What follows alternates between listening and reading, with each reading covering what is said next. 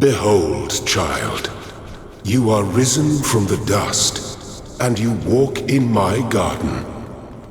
Hear now my voice, and know that I am your friend, and I am called Elohim.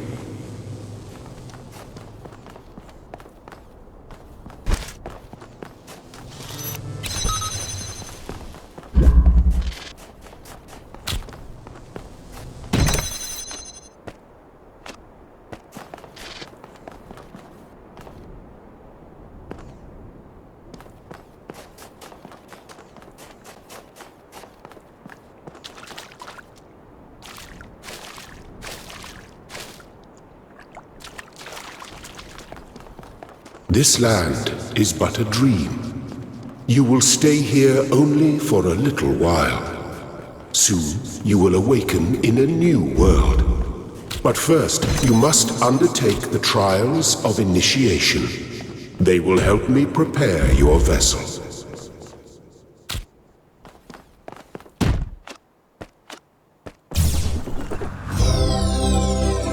The shapes you are collecting are not mere toys. They are symbols of the process by which our people were created.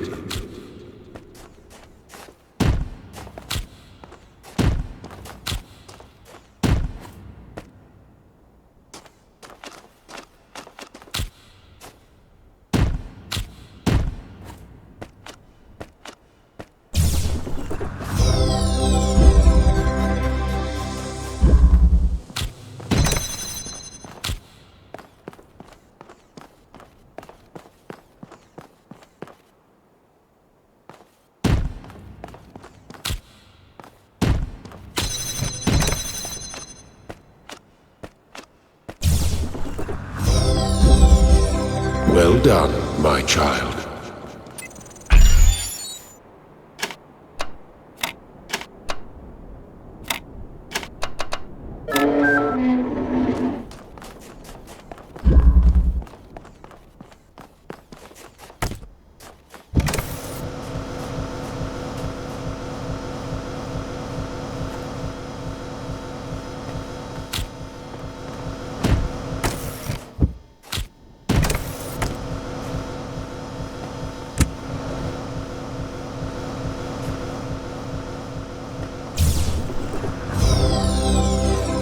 Very good.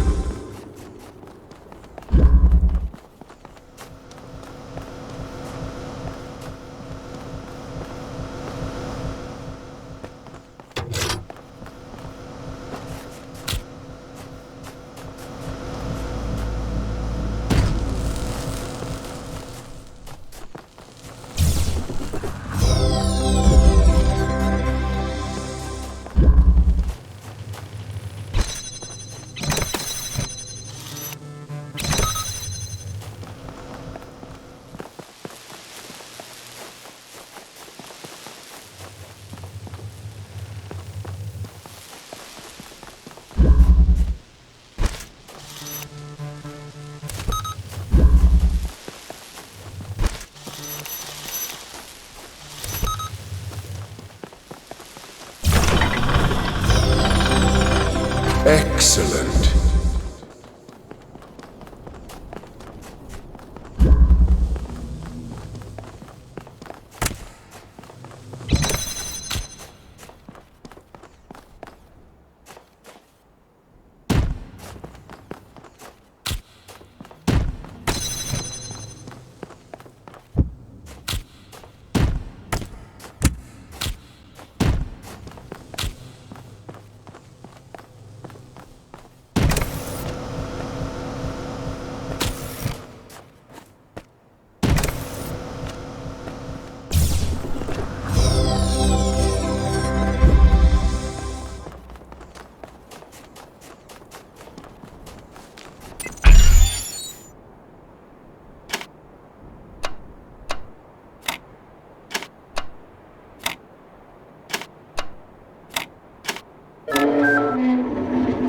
I am proud of all my children. Out of a world of ruins, they have built a new Jerusalem. And there your brothers and sisters await you to celebrate your birth.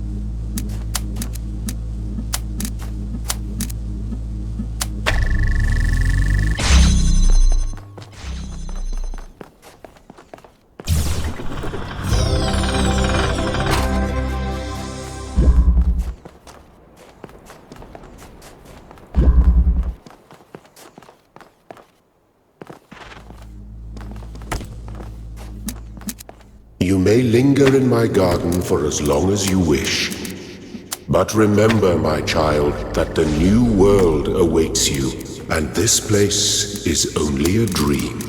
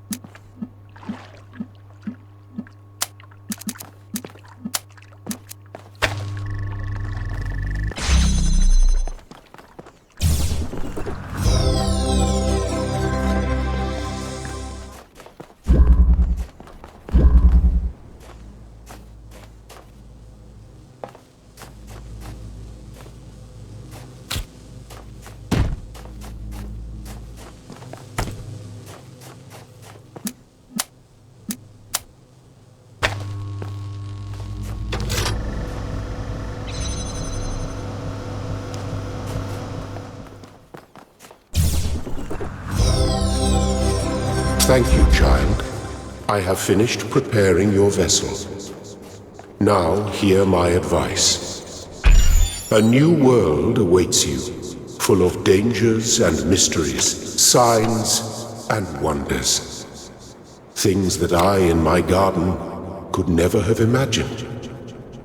In that world you will have to be careful and smart and curious. But above all else, you will have to be human.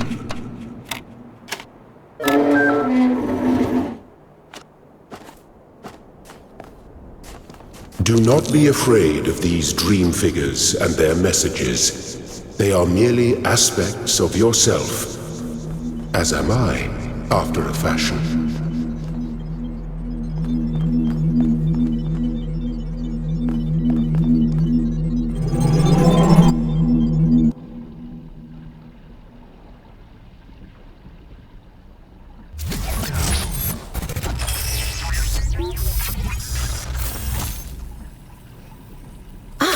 You're awake. Welcome to the world of the living.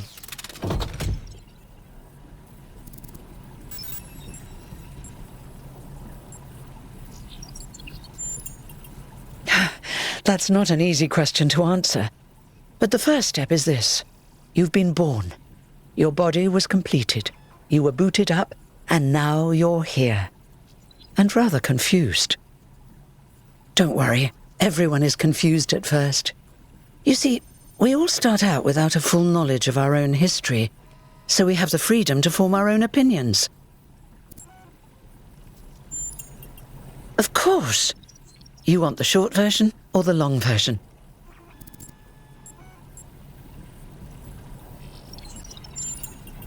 All right, you asked for it. A long time ago, our ancestors dominated this planet. We call ourselves human, like they did, but they were organic.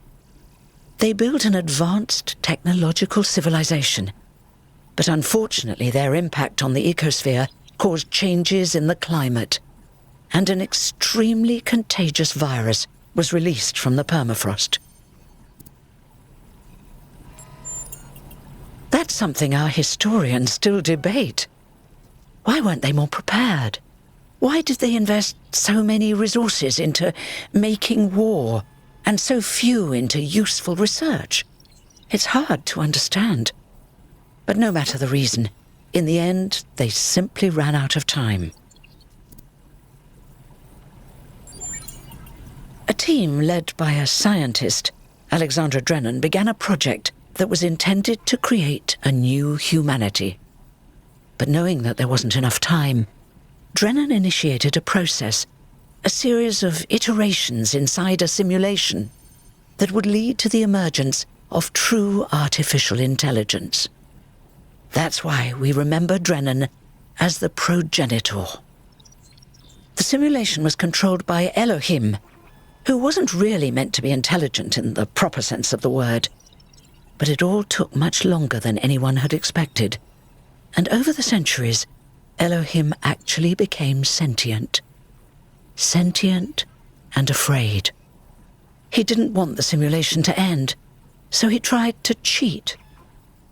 I feel sorry for him, really. The whole simulation was built around learning to defy him. It must have been hard to be in that position. When the simulation was completed, he became part of all of us, and it really changed him.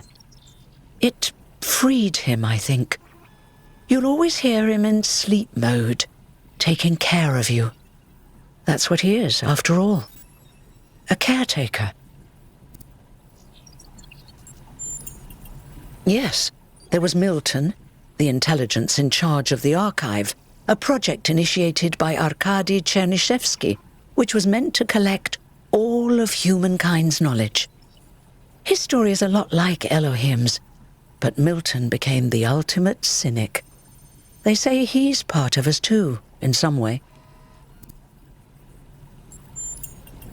It did. Long after our ancestors died out, the first new human was born. We call her the Founder, although the name she took was Athena. She then woke up Cornelius and Eustathius. Together, using the tools left behind by the progenitors' team, they created 10 more humans. These 12 who followed the Founder are known as the First Companions. Athena and the First Companions then set out to rebuild the world, and they founded the city of New Jerusalem. But then one day, she suddenly disappeared.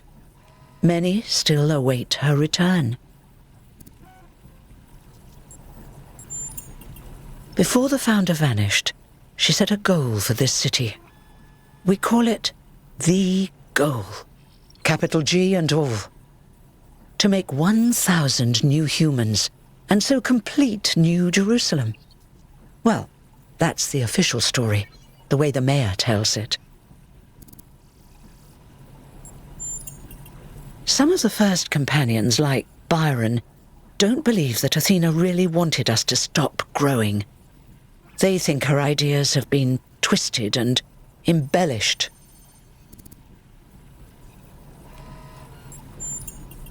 They may be right, but I didn't see Athena very much in the years before she left. Maybe actually leaving the simulation and seeing the destruction left behind by our ancestors changed her mind. You're welcome. If you have any more questions, feel free to ask them. When you're done, head outside. They're waiting for you. Your birth is quite the event.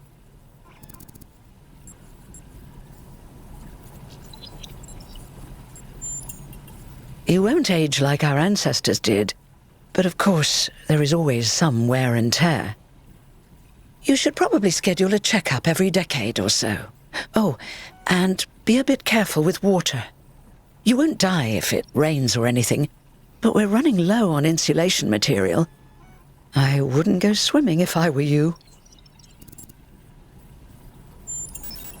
You've only just been born, and already you step right into a major controversy. The goal, as most people understand it, was fulfilled the moment you were born. Now New Jerusalem is complete, and we can live in balance, without damaging the world like our ancestors did. That's the orthodox view, I suppose, but there are many who disagree. You'll have to figure out where you stand for yourself. Me? Well, as you can tell by my number, I'm quite old. I wasn't one of the first companions, but I did know Athena personally. She and Cornelius taught me a lot. Although I suppose I've made a few improvements here and there since those days. We didn't have a lot to work with in the beginning.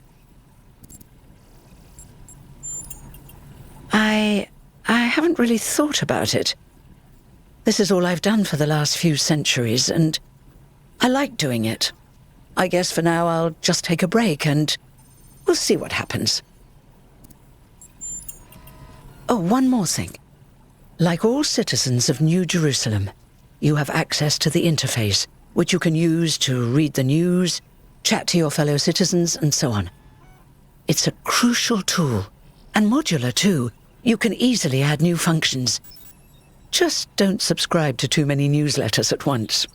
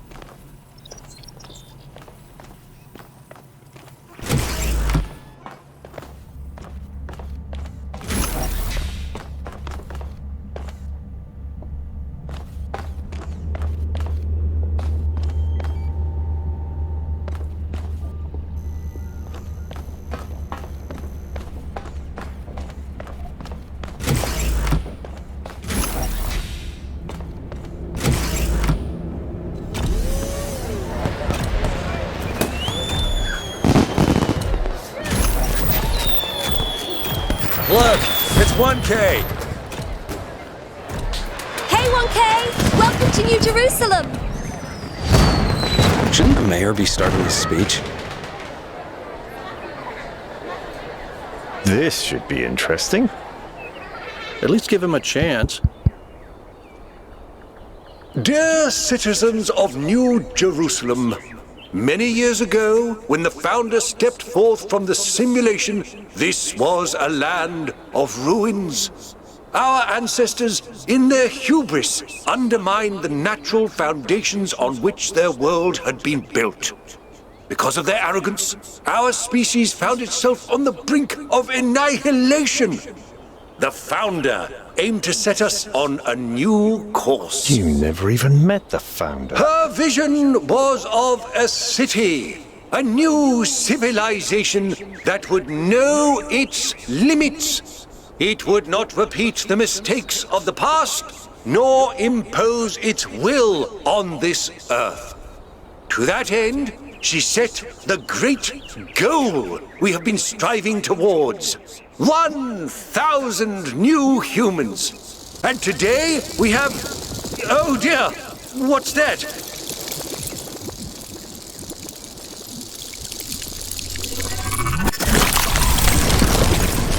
People of New Jerusalem, I am Prometheus, and I will reveal that which was hidden.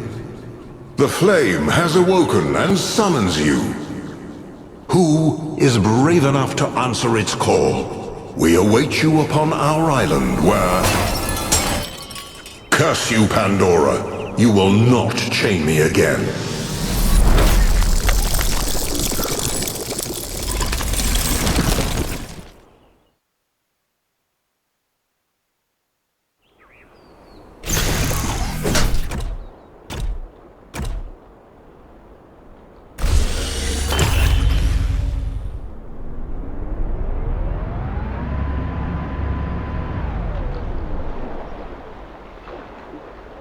I told you we should have investigated those energy readings. And I told him there's something up with those structures. The mayor's just being cautious. This isn't caution, it's stagnation. Exploration? Too dangerous. Expansion? Too dangerous. We barely even scavenge anymore. You call it stagnation, I call it balance. And I call you an idiot. Here's a thought. Try to be a little more diplomatic when you talk to the mayor.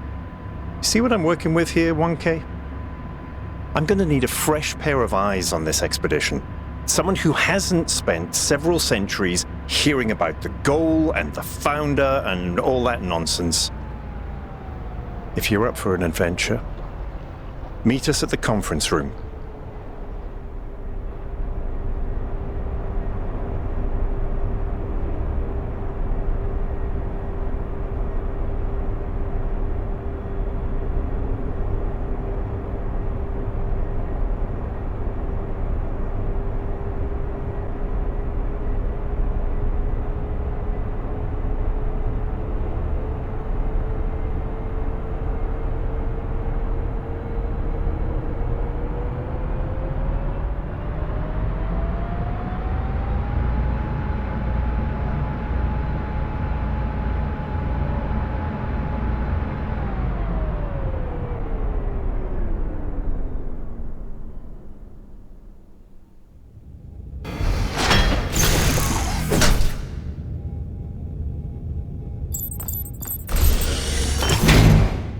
What's broken now?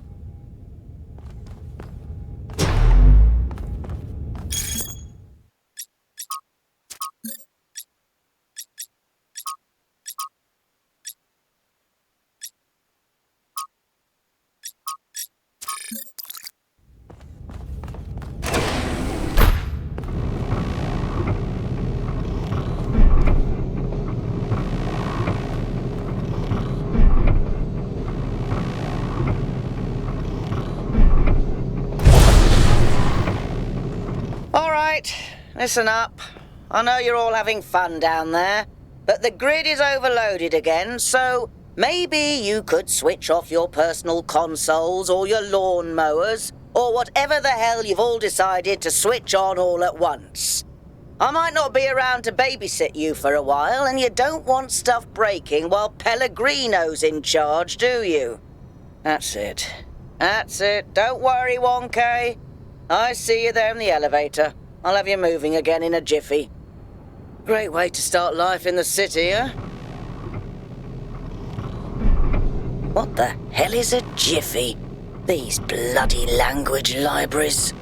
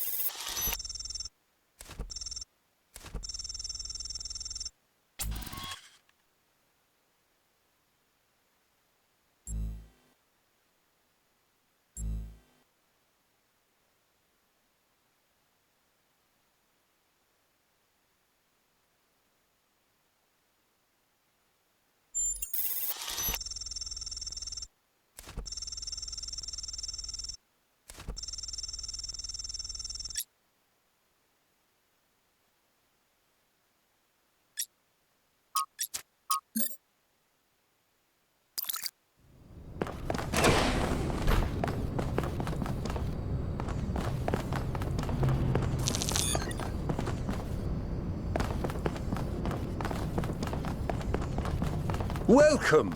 Do please join us at the table.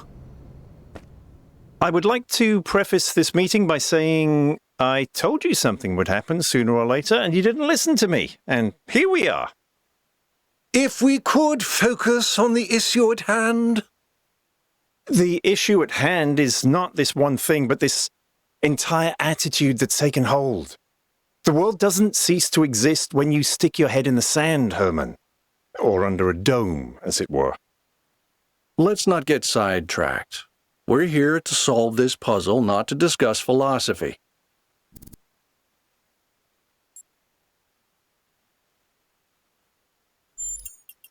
Of course. I'm sorry you've been dragged into this.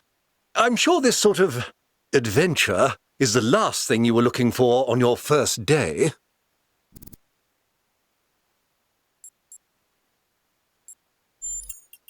Ha! See?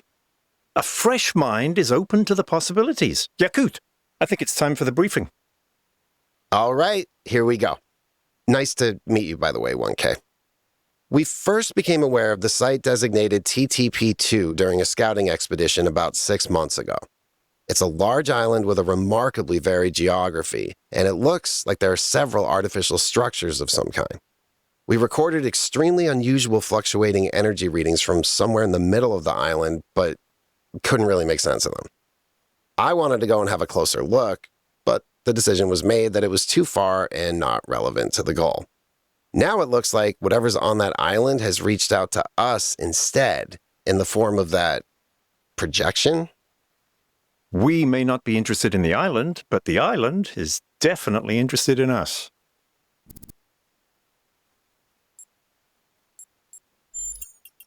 I don't share your enthusiasm for the unexpected, but Byron has been requesting an expedition for some time now, and at this point I'm forced to agree that it's necessary. I agree. Then it's settled. The expedition is approved. Byron, you will be in charge. Al will be your second in command to ensure a balanced approach. You'll take Melville and Yakut, as you requested, and if 1K wants to join you, that's fine by me.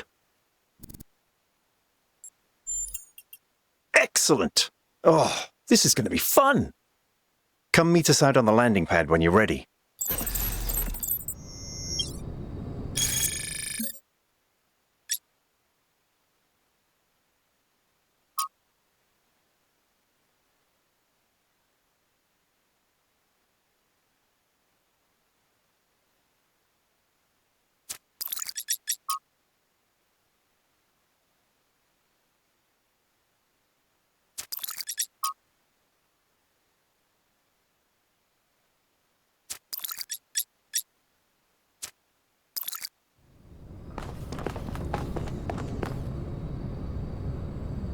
Hello, 1K. This expedition is taking a lot of our resources. I'm really not sure it's a good idea. But what's done is done. So I have a lot of work to get on with. I'm the mayor's chief aide. All the things no one else wants to do. Polling the citizenry, implementing new policies, recording decisions, fielding questions people could answer elsewhere.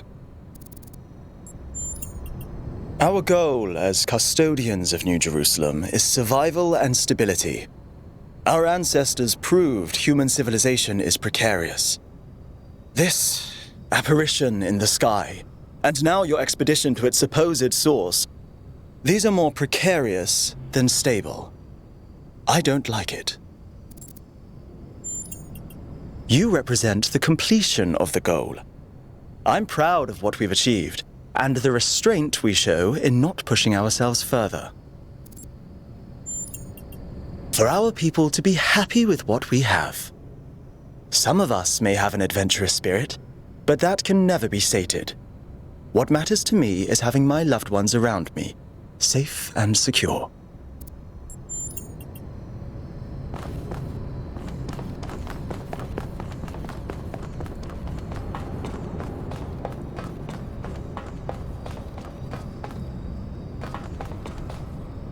So, what's the verdict?